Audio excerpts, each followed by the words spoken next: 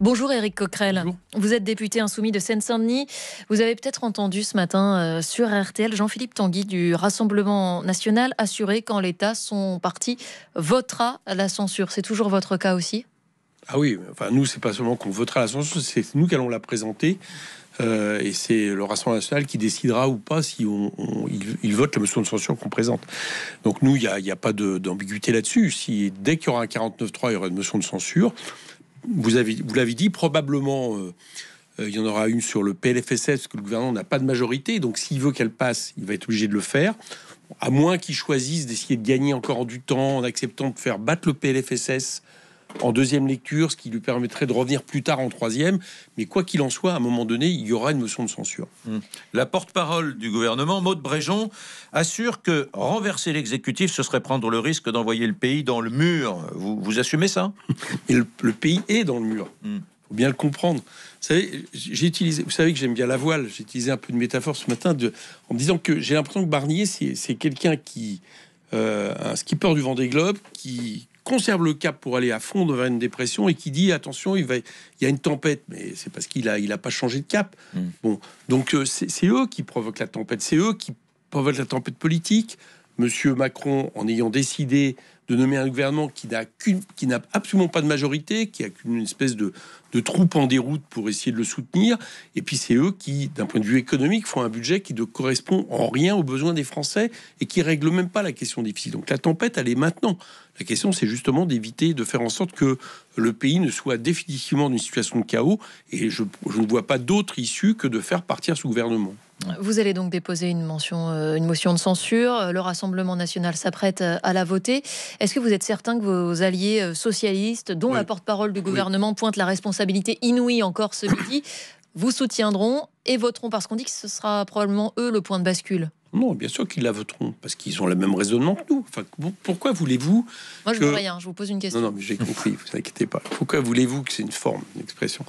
Pourquoi voulez-vous que un groupe du NFP qui légitimement devrait gouverner ce pays, parce que ça reste la principale coalition issue des législatives, accepte qu'un gouvernement qui n'a aucune légitimité, un Premier ministre issu de la formation qui a eu le plus petit score législatif, gouverne ce pays, et en plus sur la même politique que celle de Monsieur Macron qui nous a amené dans le mur. Personne ne veut ça. Donc tout le monde votera la motion de censure. Non seulement tout le monde la votera, mais on proposera la même motion de censure ensemble, ça je peux vous l'assurer.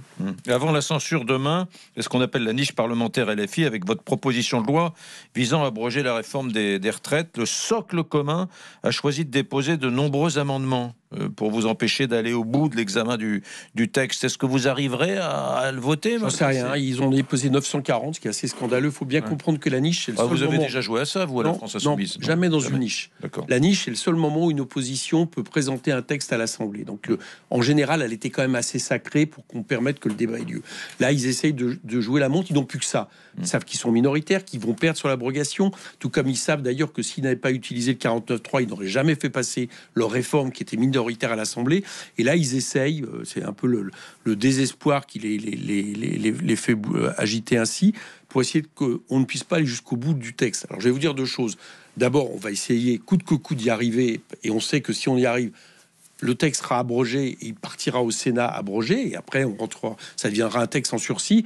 Mais si jamais ils y arrivaient, ça sera une raison de plus pour que la motion de censure sur le projet de loi de finances de la sécurité sociale le 4 décembre soit votée. Donc à mon avis, ils l'emporteront pas au paradis. Là aussi, Éric Coquerel, le Rassemblement National a fait savoir qu'il voterait à vos côtés pour l'abrogation de la réforme des retraites. C'est en train de devenir votre meilleur allié, malgré vous? Pour l'instant, vous avancez bien main dans la main, là. Pour l'instant, ça n'a pas vraiment été le cas. Je vous rappelle que pour le moment, le gouvernement est encore en vie quelque part, et les textes budgétaires circulent encore parce que le Rassemblement national a voté avec eux. Voilà. Alors, très bien s'ils changent de position et qu'ils sont plus en phase avec ce que veulent une partie de leurs électeurs vis-à-vis de la politique économique et sociale du gouvernement, mais ça ne fera que refléter quelque chose dans le pays. C'est qu'on a un gouvernement qui est minoritaire dans le pays, ultra minoritaire.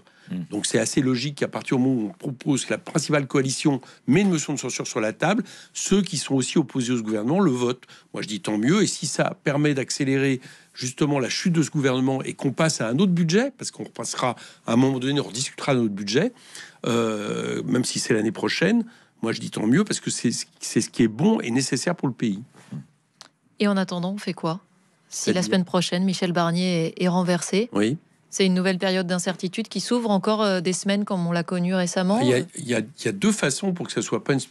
Vous l'entendez, ça, la panique économique, la panique Mais elle est sociale. là, la panique économique. Voilà, Non, mais si, vous savez que là, en ce ça va moment, être il y a la des... puissance 2 dans quelques J'entends jours. bien, mais la panique économique, elle a commencé, comme vous dites, à partir de la dissolution. Et elle a commencé à partir du moment où M. Macron a ouvert une période d'instabilité parce qu'il n'a pas fait appel à la seule force capable de gouverner le pays. D'ailleurs, on l'a montré parce qu'on a été capable de transformer le budget par des amendements, on l'avait dit. Bon, donc la panique, elle est là. Bon, les licenciements dans les boîtes actuelles, elle vient pas du fait que nous menacions le gouvernement. Elle vient du fait de la politique économique menée et de la situation internationale. Donc il faut pas inverser les choses. Faut pas inverser les choses. Ce qui est clair, je réponds à votre question précisément, parce que c'est que si le gouvernement est battu, ce qui va se passer, c'est que le budget va continuer sa route. Ça, il reviendra à l'Assemblée le 18. Et ça permettra une chose, c'est que soit on aura un nouveau gouvernement NFP, qui modifiera le budget, qui essaiera de le faire adopter, et puis soit, pour l'instant, il y aura un gouvernement démissionnaire. Il peut y avoir une loi spéciale. Il peut y avoir une loi spéciale qui permet au moins qu'on n'éteigne pas la lumière. Et puis à un moment donné ou un autre, il faudra bien qu'il y ait un changement politique. Soit Macron nomme un gouvernement NFP, soit il doit démissionner. Merci beaucoup, Éric Coquerel, député insoumis de Seine-Saint-Denis. Merci d'être venu dans RTL. Qui croit encore à un gouvernement de gauche. Est-ce que vous avez peur du chaos? Est-ce que vous croyez à un gouvernement de gauche? Venez nous le dire au 3210. À tout de suite.